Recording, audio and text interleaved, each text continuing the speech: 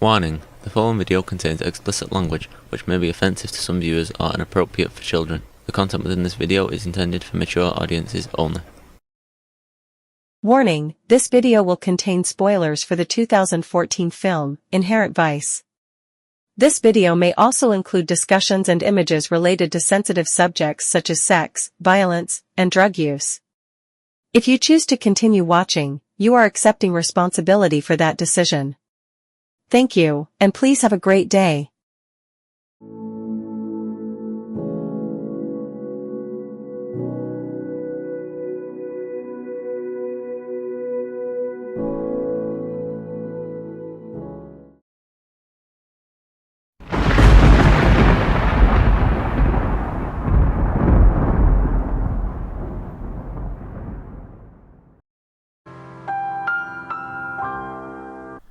Hello and welcome to this video.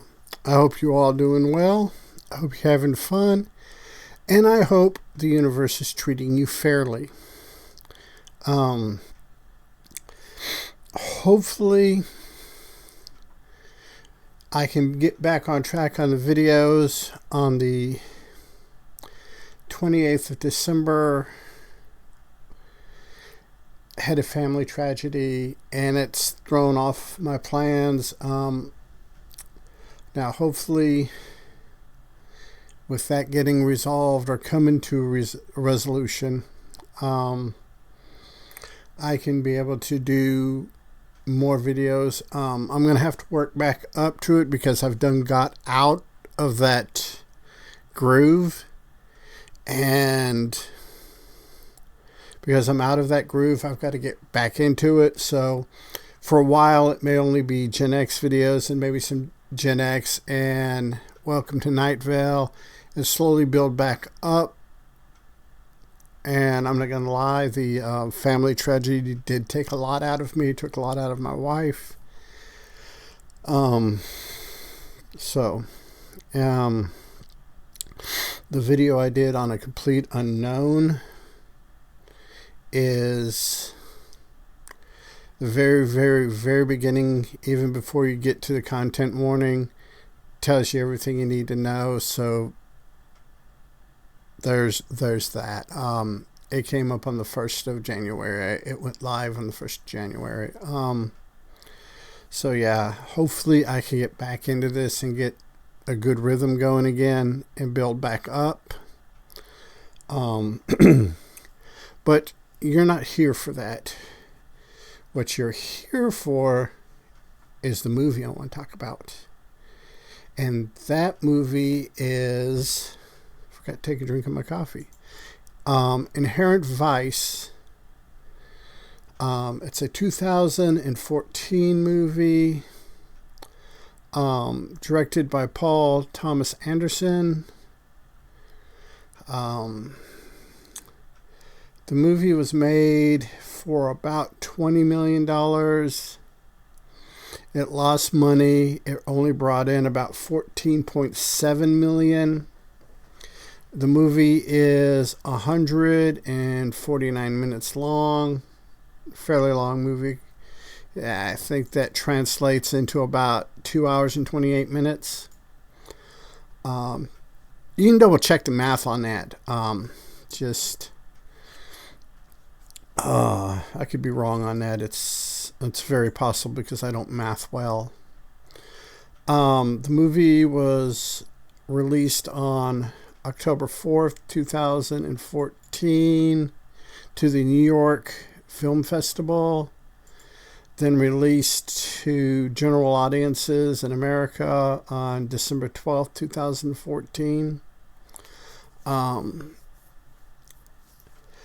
This movie should have been a hit, to be honest with you. This should have been a comedic, hippie,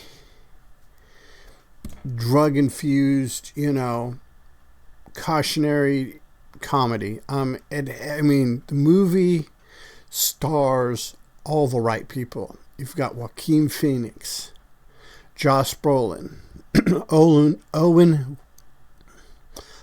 Wilson. Had to slow down, and Catherine Waterspoon, Reese Witherspoon, Benicio del Toro, Martin Short, Jenna Malone, Joanna Newsom. This movie, in my opinion, should have been a hit. I mean, it has all the right stars. It's a wonderful movie. It's, I have to admit, though, I didn't see this movie till the dark days of 2020. Didn't even know existed to the dark days of 2020. It came up as a suggestion on my Amazon Prime Video, and I watched it. And I honestly don't think they spent very much money on promoting it. I somehow get the feeling that the studio had money that they needed to get rid of, so they didn't pay taxes on it. But that's just, that's just me. It follows the main character we follow, played by Joaquin Phoenix, is Larry Doc Sportello, big time pot smoking hippie, private investigator.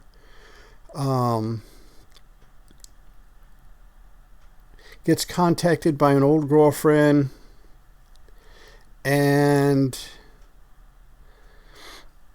basically gets caught up in some mess that is way over his head. In a lot of ways, this is a spiritual sequel to The Big Lebowski. This is a kind, like I said, it's kind of maybe a spiritual prequel, because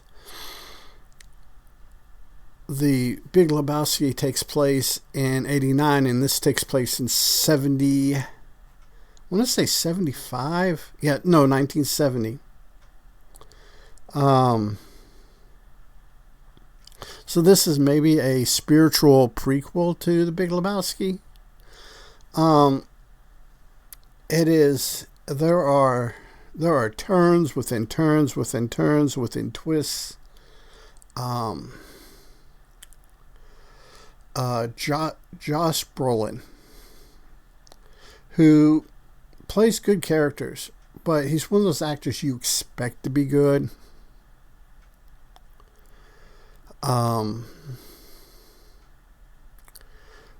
In this movie, his portrayal of dirty cop, not really a dirty cop, just an overzealous cop.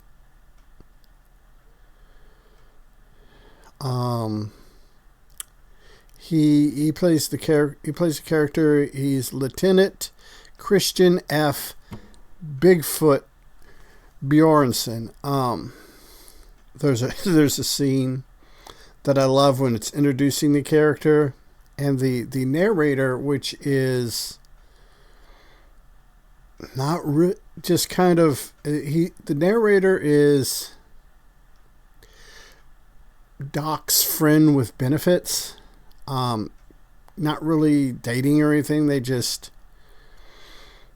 kind of get together, get high, and fuck.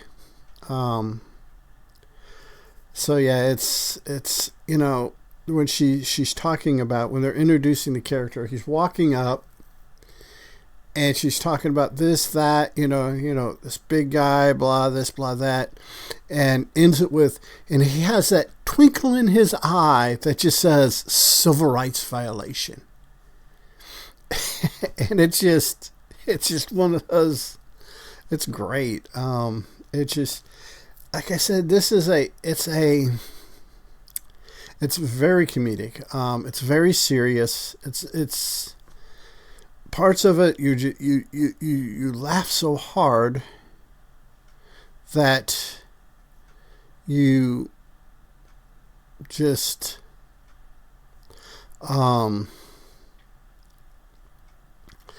You're like,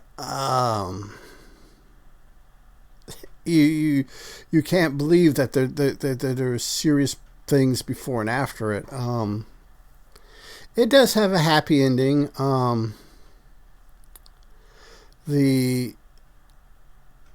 Like I said, it's one of those movies that I think it may already have. I may have not did a deep enough research dig on it. But it is a movie that I feel should, if it doesn't already have a cult following, it should have a cult following. It is just one of those movies. The official categorization of the movie is neo-noir mystery comedy. So take that for what it's worth. That's what Wikipedia is calling it, so that's what I'm calling it. Not that Wikipedia is infallible or anything. It is what it is. It's just a really quick and easy source of information. If you disagree with that and want to express your disagreement tactfully and respectfully in the comments below, please do so. It is just, you get one, you don't get stereotypes. I don't want to say that you get the hippie stereotype or the corrupt or the overzealous hippie hating cop stereotype. You get those stereotypes, but you don't get them. You get them in a way that you're like, for those who are old enough to have had parents or older friends or friends' parents that were hippies, what have you. This is a good movie. This will, if you grew up near or adjacent to that culture before the 80s, you're like, yeah, that's a stereotype, but it's pretty fucking accurate. And with more recent things, in the last 8 years, with overzealous police departments, overzealous government officials, you're getting a lot of the same ground that's being retread on in real life, which is sad, but it's what the American people have given themselves. I believe the movie takes place prior to Nixon's complete fuck up of designing the drug scheduling based on what he found politically offensive. So yes, marijuana is a big deal in this movie. However, I don't think as far as the setting of the movie goes, it's illegal at the point. I think it's kind of like on the cusp of becoming illegal. I think the movie opens up, the narrator of the movie. Like I said, it's our main characters.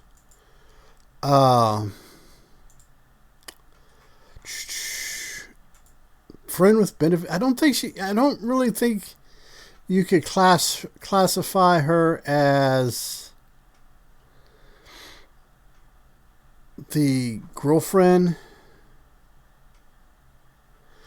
but more of a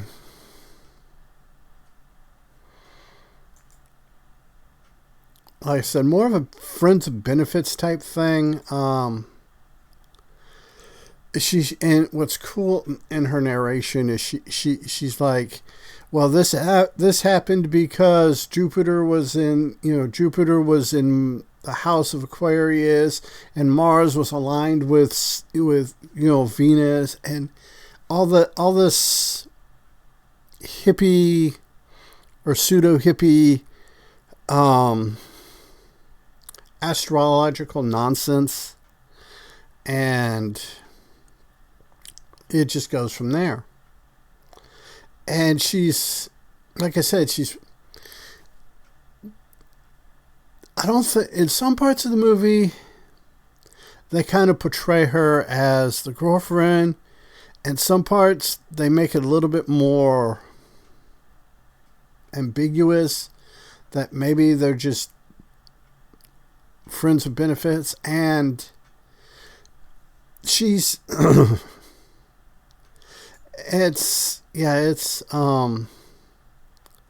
it's played by Joanna Newsom. She plays the character. She plays this character, and she does it really well. I mean, all the characters, Martin Short's character, all these characters are, they're well played, they're well done. Like I said, it's worth. There's a character Jade, and the character they're kind of in. They're in for a moment. They're in long enough to progress the story where you need it progressed to. But there's a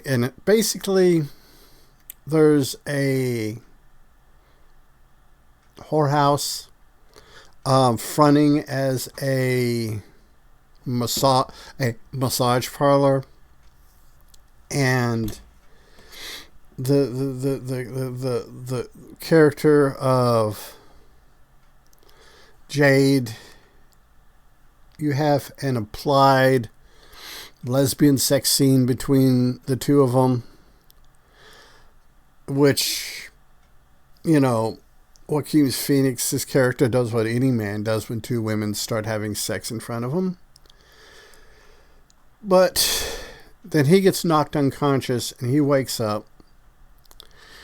He gets arrested by the police because he wakes up next to a dead man, a guy that's been killed, and basically the cops are trying to insinuate he killed the guy. And later on in the movie, he meets up with Jade, and she's trying to go, look, the cops told us that they wouldn't charge us for any illegal activity if we just drug you out and did this in the sand. And she's like, well, what happened between the time I got knocked out and the cops got there? She's like, I don't know. I was too busy eating Bammy's pussy. And it's just stuff like that littered through the movie, that just that, those boom, you're like, okay, I didn't expect that particular type of line to come through, and it's all through the movie. It's great. Like I said, I'm surprised that this movie didn't do as well as it did. Like I said, I don't remember any promotion for it. I don't remember. I mean, the movie's 10 years old now, like going on 11. So yeah, I hope, like I said, I hope it has a cult following. It is one of those movies that is worthy of a cult following, and it's some of Joaquin Phoenix's best work. It's not as good as the first Joker movie,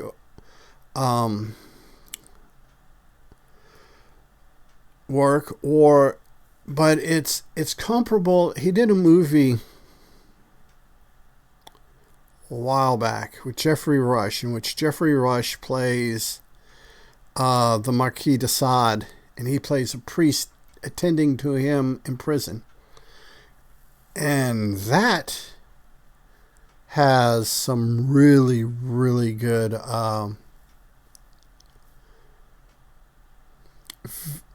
he does a real good job in that movie. I wished I would have done the research, because that just hit me in the back of the head when I was mentioning the Joker stuff. But yeah, and I wish I could remember the movie, but I can't. Just Google Joaquin Phoenix, Jeffrey Rushing, Marquis de Sade, and you should go. Or movies with Joaquin Phoenix. Go to IMDb and search Joaquin Phoenix and scroll down through his film list. That was just kind of spontaneous. That was just a spontaneity thing that, you know.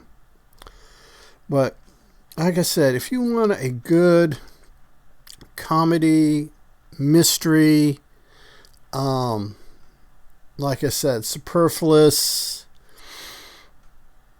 just stuff you wouldn't expect, but makes complete sense and complete logic in the world of the universe of this movie, check it out. It is great. It is a wonderful, wonderful view.